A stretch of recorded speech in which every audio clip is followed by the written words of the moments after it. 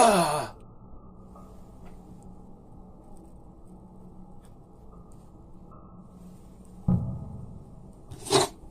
the phone's cracked. I can still dial 911. 911, how can I help you? What the hell, man? Phone wasn't working. Okay, well, there are some car keys.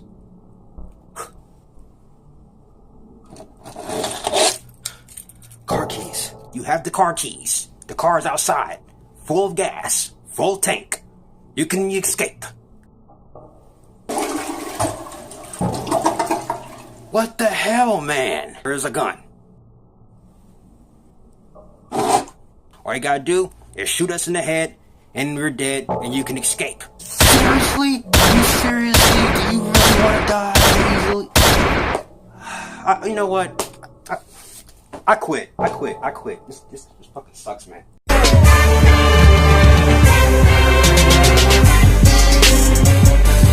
Holy mackerel!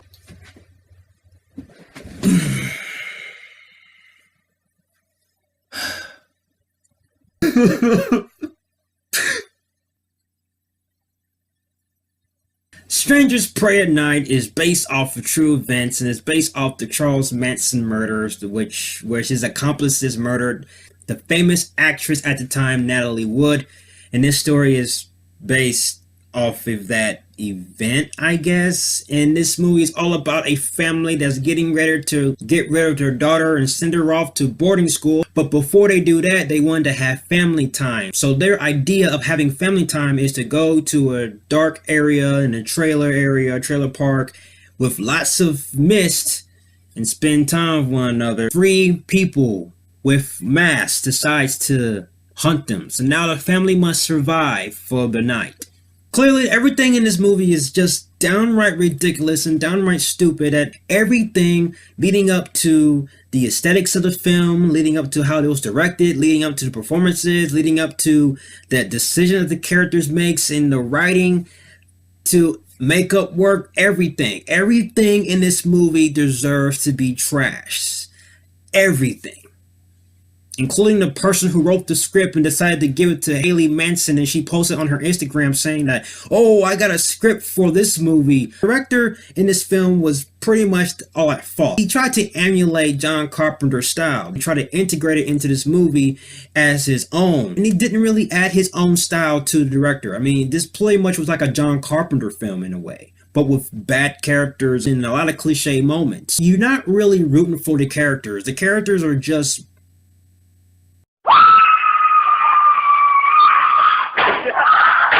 you can't really get behind them. There's not really a backstory with none of the characters, no development. The only thing I got from this character is that Gina Hendricks looks good. Her daughter, who's being played by Bailey Madison, she looks like Dylan Harper, the porn star.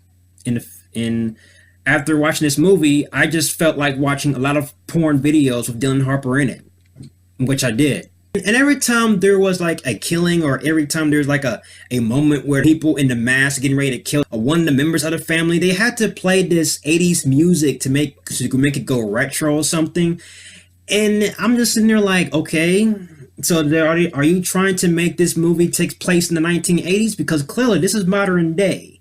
Every song in this movie has to be from the 1980s. Is that like a rule that this movie is going by? This movie is so bad, it almost feels like you just take your eyeballs and then you just rub your eyes on the concrete. And once you're done, why don't you just pour some antifreeze inside your eye sockets? Just let that marinate and let that set in for a little bit.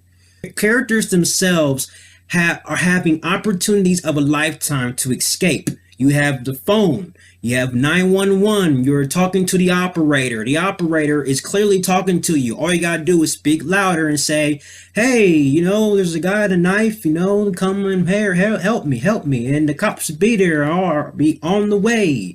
But what you do, you want to throw your phone away. Oh, you have another opportunity. You get the car keys. It's located inside the trailer.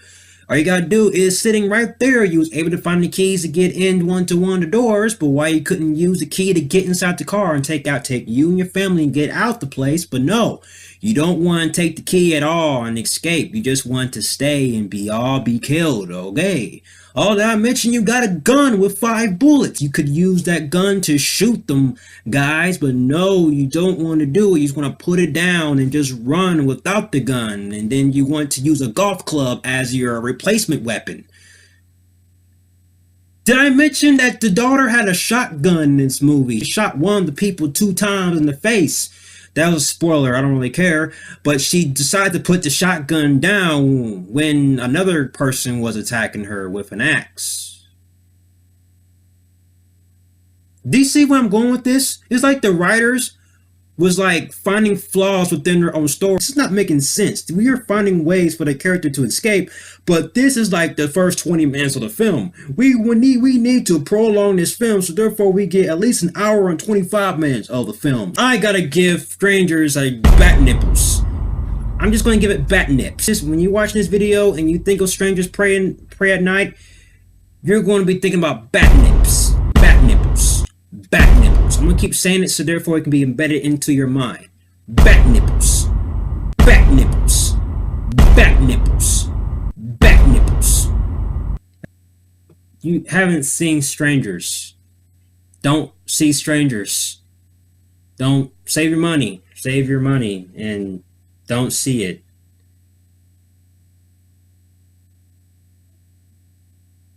Bat nipples, bat nipples, bat nipples, bat nipples, bat nipples, bat nipples, bat nipples, bat nipples, bat nipples, bat nipples, bat nipples.